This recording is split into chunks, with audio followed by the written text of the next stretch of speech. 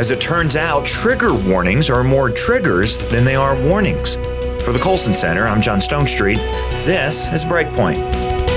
When the University of Northampton added a trigger warning to George Orwell's 1984 last year, a fresh round of conversations about speech and censorship followed.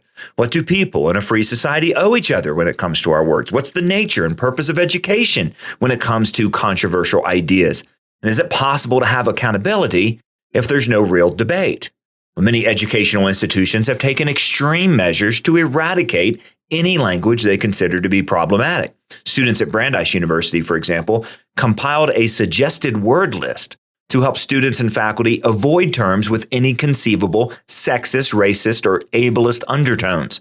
Phrases like killing it, for example, made the list because of their supposedly violent connotations. Others, like rule of thumb, you guys, or that's crazy, were also included, just for even less convincing rationale.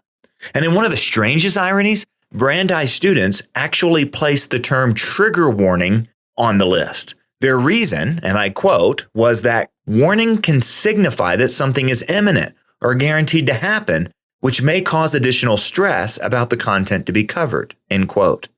And here's the plot twist here. Recent studies are now questioning the effectiveness of trigger warnings for that exact reason. It turns out the students were onto something. For example, a study published in the Journal of Behavior Therapy and Experimental Psychiatry found that on average, trigger warnings increased people's perceived emotional vulnerability to trauma.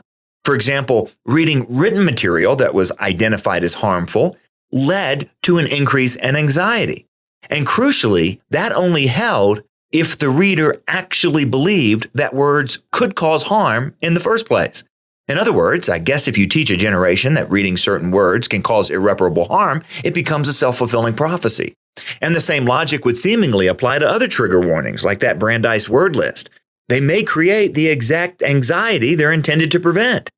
As Greg Lukianoff and Jonathan Haidt wrote in their book, The Coddling of the American Mind, quote, a culture that allows the concept of safety to creep so far that it equates emotional discomfort with physical danger is a culture that encourages people to systematically protect one another from the very experiences embedded in daily life they need in order to become strong and healthy. Now, that's not to say that any limits or any changes to language amount to censorship. For example, derogatory terms for people of a different race or with a disability such as Down syndrome once passed as normal, and even so-called respectable parts of our society. Ridding our language of those terms was an improvement. And on a personal level, we all need to filter the content we intake on a daily basis. That was the whole idea behind the rating system on movies. But of course, that has proven to be more than a bit problematic. Indiana Jones and the Temple of Doom initially received a PG rating despite portraying a cultic ritual in which a man still beating heart is pulled out of his chest. There was an outroar by parents, and that's what led to the creation of the PG-13 rating. We should be able to see that there's a world of difference between old-fashioned parental guidance, really just what might be called wisdom, and immediately removing anything controversial on the guide of it being triggering. The former acknowledges that we have moral agency that needs to be cultivated and shaped. The latter treats us as passive victims in need of coddling. And to be clear, there's always a moral framework behind anything labeled as triggering speech. Even when it's not clear who's making the rules, they still reflect some worldview. And once set in stone, violating those rules is anathema. It's the equivalent of a physical act of violence.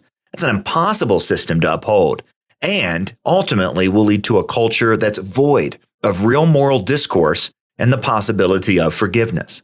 Now, this is our context, and it's quite a challenge for Christian parents.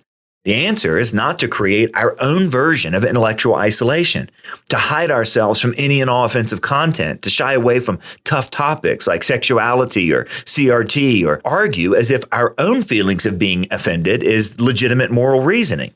In the words of Lukianoff and Haidt, prepare the child for the road, not the road for the child. All Christians, but especially students, will have to be able to think critically and articulate why things like free speech matters. The best antidote for fragility is the confidence that can only come from real preparation. It's the only way for us to avoid resorting to outrage as a strategy, and how we can follow the example of Jesus, who is truth and love together. Intellectual fragility, on the other hand, is neither truth nor love. For the Colson Center, I'm John Stonestreet with Breakpoint.